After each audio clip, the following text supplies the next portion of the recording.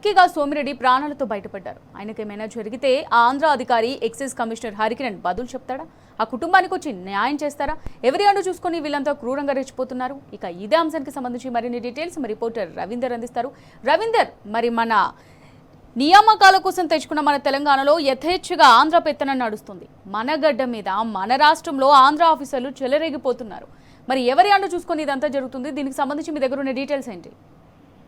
Right, మీరు అన్నట్టుగా అస్తిత్వం ఆత్మగౌరవాన్ని కించపరిచే విధంగా మళ్ళీ ఒక కుట్ర తెలంగాణ సమాజంలో తెలంగాణ ఉద్యోగులలో మళ్ళీ తెరలేపడం జరుగుతుంది. ఈ నేపథ్యంలో ఇవాళ తెలంగాణ రాష్ట్రానికి ప్రాతినిధ్యం వహిస్తున్నటువంటి ముఖ్యమంత్రి మూలాలు ఆంధ్ర రాజకీయ మూలాలు ఉన్నాయి. ఈ నేపథ్యంలో ఆంధ్ర రాజకీయ మూలాలు ఉన్నటువంటి ముఖ్యమంత్రి గతంలో తెలంగాణ ఉద్యమం పట్ల కానీ తెలంగాణ ఎంప్లాయీల పట్ల కానీ తెలంగాణలో జరుగుతున్నటువంటి ఆంధ్ర అరాచకాల పైన ఏ రోజు కూడా గలమెత్తలేడు, కనీసం ప్రశ్నించలేడు. పైగా తెలంగాణ ఉద్యమకారులను కించపరిచే విధంగా వాళ్ళ మానకోట వేదికగా గన్నెక్కు పెట్టిన చరిత్ర ఇవాళ ముఖ్యమంత్రిది. ఈ నేపథ్యంలో దాన్ని బేస్ చేసుకొని తెలంగాణ సమాజం అన్నా, తెలంగాణ ఉద్యోగులన్నా, తెలంగాణ రాజకీయ నాయకులన్నా ఎవరు గిట్టినట్టుగా ప్రతిసారి తెలంగాణ సమాజం మీద, తెలంగాణ ప్రాంతం మీద అక్కస్సు వెలగక్కే ప్రయత్నం చేస్తున్నారు. ఈ నేపథ్యంలో ఇంటి దొంగలే ఇలాంటి కుట్రలకు పాల్పడుతున్నారని యావత్ తెలంగాణ సమాజం ప్రస్తుతం అనుకుంటే అదే నిజం చేస్తుంది. ఈ నేపథ్యంలో అత్యంత కీలక శాఖలో ఉన్నటువంటి ఎక్సైజ్ తో పాటు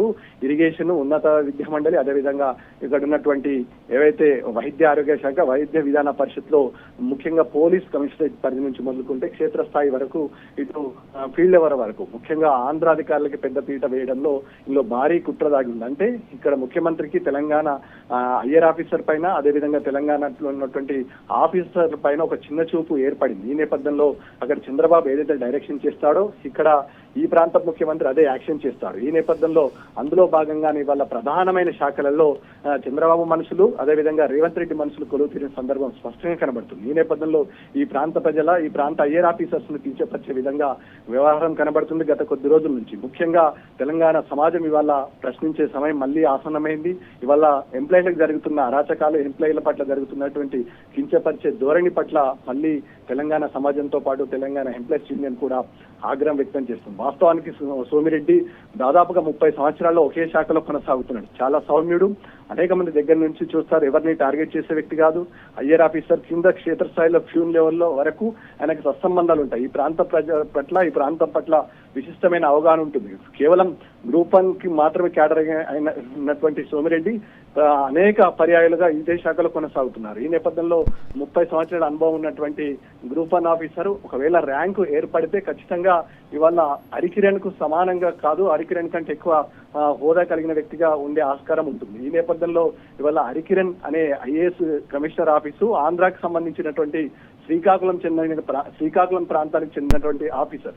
ఈయన మొన్న జరిగినటువంటి తాజా 3 బదిలీలో ఐఏఎస్ ఆఫీసర్ ను ఆంధ్ర నుంచి ఇక్కడ తీసుకోవడం జరిగింది. ఇక్కడ ఉన్నటువంటి అమరపల్లితో సహా అక్కడికి ముగ్గురిని ఎంగేజ్ చేయడం జరిగింది. ఈ నేపథ్యంలో ఇక్కడ ఉన్నటువంటి హరికిరణ్ కావాలని ముఖ్యమంత్రి స్వయాన ఇక అక్కడ ఉన్నటువంటి కేంద్ర ప్రభుత్వానికి లేఖ రాసి ఖచ్చితంగా పట్టుబడి కీలకమైన శాఖలో ఆంధ్రుల పెత్తనం చెలాయించాలి, ఇవాళ 2 రాష్ట్రాలకు పనిచేయాలనే అక్కసుతో ఇక్కడ ఉన్నటువంటి డైరెక్షన్, ఇక్కడ ఉన్నటువంటి అత్యంత కీలకమైన సమాచారాన్ని, ఇక్కడ జరిగేటువంటి అనేక అంశాలను ఆంధ్రాలో కూడా వినబడుతున్నాయి. ఆంధ్ర సంబంధించినటువంటి సిఎస్ టేబుల్ మీద ఉంటున్నాయనే ప్రచారం గత కొద్ది రోజుల నుంచి మనం తరచూ వార్తల్లో వింటున్న పరిస్థితి కనబడుతుంది. అందులో భాగంగానే ఇవాళ సోమిరెడ్డి పైన ఇవాళ హరికిరణ్ వ్యవహరించిన తీరు పట్ల తెలంగాణ సమాజం అంతా, ముఖ్యంగా నిజామాబాద్ జిల్లాలో ఉన్నటువంటి ఎక్సైజ్ సూపరింటెండెంట్ నుంచి మొదలుకుంటే క్షేత్రస్థాయిలో ఎక్సైజ్ ఆఫీసర్లంతా ఒకసారి కలవరం పెట్టింది. సోమిరెడ్డి సౌమ్యుడు, ఎవరిని ఏమనే వ్యక్తి. మొన్న జరిగినటువంటి అంతర్జిల్లాల బదిలీలో భాగంగా మానవతా దృక్పథంతో వ్యవహరించండి సార్, ఇవాళ చిన్నటువంటి ఎంప్లాయీస్ ఒకేసారి వీళ్ళకి అంతర్జిల్లాల బదిలీ చేస్తే వాళ్ళ పరిస్థితి దారుణంగా ఉంటుందని దయార్థ హృదయంతో ఆలోచించి నిర్ణయం తీసుకోండి సార్ అని ఎంప్లాయీల తరపున ఈయన వ్యక్తిగతంగా ఏం కోరలేదు, వ్యక్తిగత అంశాలపైన ఏమి కూడా చెప్పలేదు. ఈ మాటకి ఆయన బాస్టర్డ్, యూజ్లెస్ ఫెలో, దద్దమ్మ అనే, రాస్కెల్ అనే లాంటి పదాలు ఒక ఆఫీసర్ ను, పెద్ద క్యాడర్ ఉన్నటువంటి ఆఫీసర్ ను పట్టుకొని ఇవాళ క్షేత్రస్థాయిలో చిన్నగా ఉన్నటువంటి ఒక గదిలోనే దాదాపు 22 మంది ఉన్నారు. ఆ 22 మంది సమక్షంలో ఇవన్నీ కించపరిచే విధంగా మాట్లాడడంతో స్వతహాగా ఆత్మాభిమానం దెబ్బతిన్నటువంటి సోమిరెడ్డి అదే ఛాంబర్ కు బయటకు వచ్చిన తర్వాత కుప్పకూలిన పరిస్థితి కనబడ్డది. ఈ నేపథ్యంలో ఇటు గమనించినటువంటి ఎంప్లాయీస్ లో అతన్ని కేర్ హాస్పిటల్కి తరలించడం జరిగింది.